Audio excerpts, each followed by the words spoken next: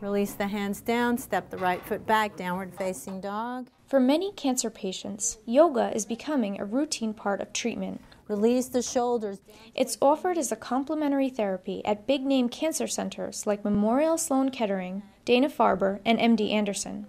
And emerging literature supports the idea that yoga benefits quality of life, stress, and anxiety in a host of conditions. And they uniformly felt that yoga helped them in their quality of life, their physical well-being, their spiritual well-being, and their emotional well-being. Dr. Allison Moedel of Albert Einstein College of Medicine in Bronx, New York, conducted the first NIH-funded study of the effects of yoga on cancer patients.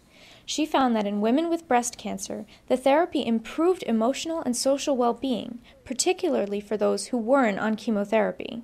For those that were in the intervention group, they all had better quality of life, particularly those who were not on chemotherapy.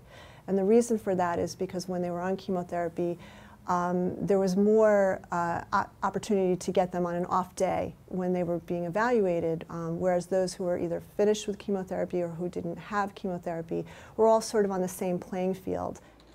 Moedel's work is part of a broad literature on the effects of yoga in all kinds of conditions: cardiovascular disease, depression, attention deficit hyperactivity disorder, anything that has a strong stress component, one troublesome issue that yoga may target.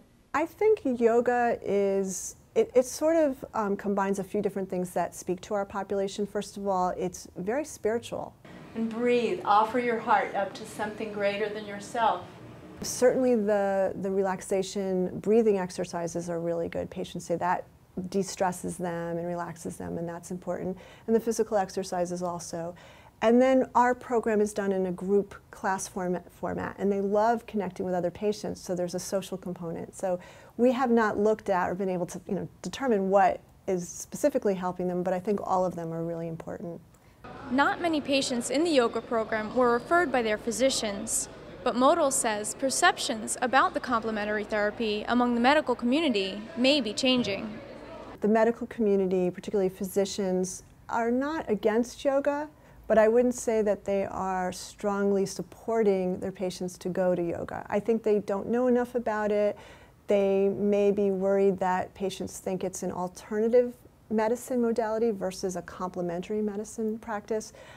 So we don't get a lot of referrals from physicians, and I would definitely like to educate them more about how it's helping patients, even being more compliant with their own medical care. The younger doctors maybe are a little bit more open, whereas I think that just a matter of flexibility in general, the older people are a lot of times, they're less open to newer ideas. Doris Eugenio is a yoga instructor at the Montefiore program.